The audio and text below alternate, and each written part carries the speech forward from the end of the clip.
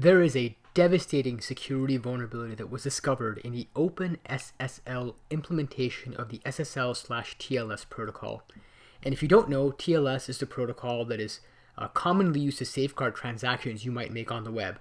Sometimes you hear TLS referred to as SSL and vice versa. Technically, SSL is the protocol that came first. TLS is kind of a successor, more or less, to SSL, but for the purpose of this video, you can more or less think of them as being interchangeable. So for example, when you see the letters HTTPS in your web browser, typically you'll see that next to a lock icon. It means that the web page that you're viewing has been transmitted to you in encrypted form. And in particular, that means that your data is supposed to be safeguarded from any type of eavesdropping or prying eyes. And that actually goes both ways in this case. So any passwords you type in, any confidential data you provide to that website will in theory be encrypted and be safe from somebody trying to eavesdrop on it. And in particular, what the S means in the context of HTTPS is that you are transmitting web traffic or HTTP traffic, but it's encrypted using SSL. OpenSSL is actually just one implementation of the TLS protocol, but it also happens to be the most widely deployed implementation. If you use the web with any degree of frequency, there is pretty much a 100% chance you have interacted with an OpenSSL implementation, even though you might have not otherwise known it. Now, in version 1.0.1 and also in some of the beta releases of version 1.0.2, there is a subtle but highly critical programming mistake that can lead to an attacker learning your confidential data. And a system that's running these vulnerable versions of SSL, or in particular these vulnerable versions of OpenSSL, can be attacked quite easily.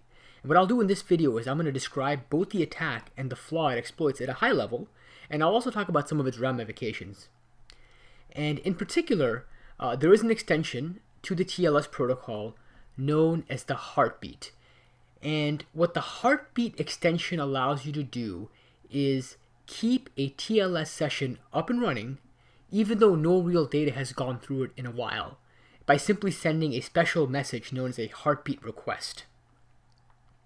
Now this is useful because before this Heartbeat idea existed, before this Heartbeat extension, if there was some temporary gap or lapse in data going between a client and the server for some, let's say, defined period of time, then the TLS session might have terminated during that time, and it would need to be reestablished, and that takes a bit of effort. The Heartbeat extension is also useful if you want to find out whether the peer with whom you're communicating is still there.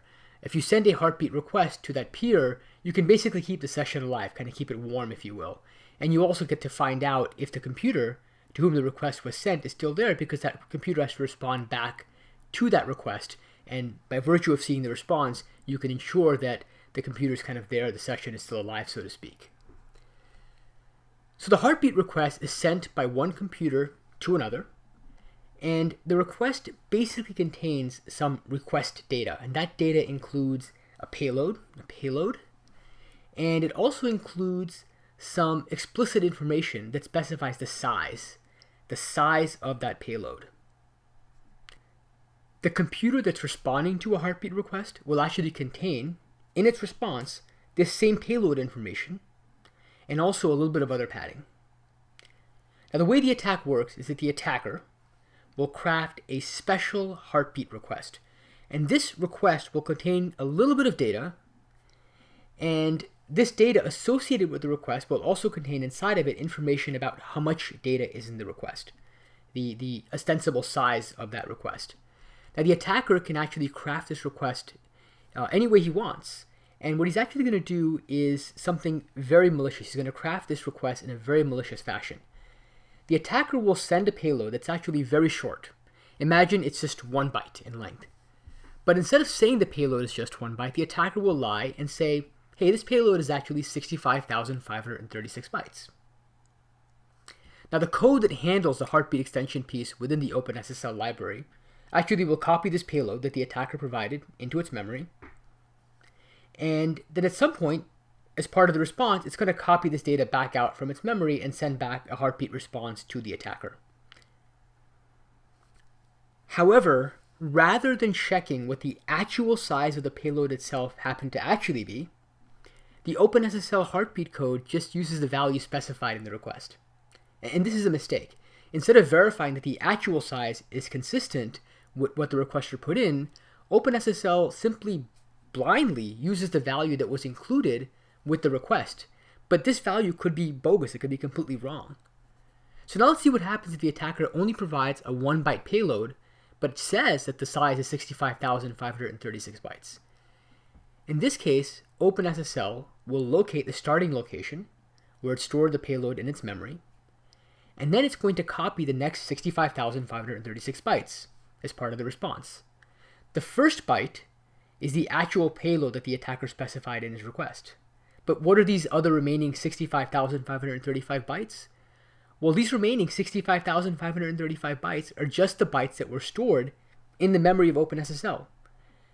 And in total, these 65,536 bytes get returned back to the attacker that initiated the Heartbleed request as part of that response that he's going to receive from the OpenSSL Heartbleed code.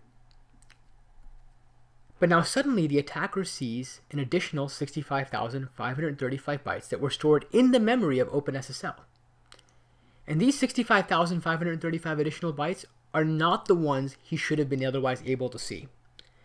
Now keep in mind that OpenSSL is meant to provide security for sensitive data. And what that means is that it might have in its memory a lot of sensitive data that it was processing. It turns out that this sensitive data could include things like your confidential data, your password. Even worse, it could contain things like the keys that SSL was using to encrypt and decrypt data going back and forth to you. And if an attacker has these keys, he can not only decipher any further traffic, but if he has a record of any past encrypted traffic, maybe he somehow recorded it in the past, he can try to read that as well now that he's armed with this knowledge of the decryption keys. Now there actually is another safeguard built into SSL known as perfect forward secrecy, and if perfect forward secrecy is enabled, and by the way, not everybody enables it, but if it's enabled, then you can mitigate the risk of past traffic being compromised. But that said, even if an attacker gets sensitive information about the current session, they can get access to data that you thought was encrypted and whose confidentiality you thought was being maintained, and that can potentially be extremely dangerous. It's also worth noting the attacker can repeat this attack multiple times and get different sets of bytes from memory as well. So it is a very potent attack in that regard. What's even worse, and I think it's worth stressing, is that the way the implementation is today, an attacker can carry out this attack without leaving so much as a trace. Now, I haven't actually heard of someone trying to exploit the security flaw so far, but remember, because an attack can be done without leaving a trace, it is entirely possible that someone has been doing it all along and we just don't even know about it. So hopefully this video provided you with an indication regarding both the severity and also the high-level mechanics of the security flaw. If you are running a web server with OpenSSL, I would urge you to learn more about this vulnerability. There's a website out there, and I'll give you the address, www.heartbleed.com, that has just a wealth of additional technical data about this flaw, and you should consider checking it out and trying to learn more about this vulnerability.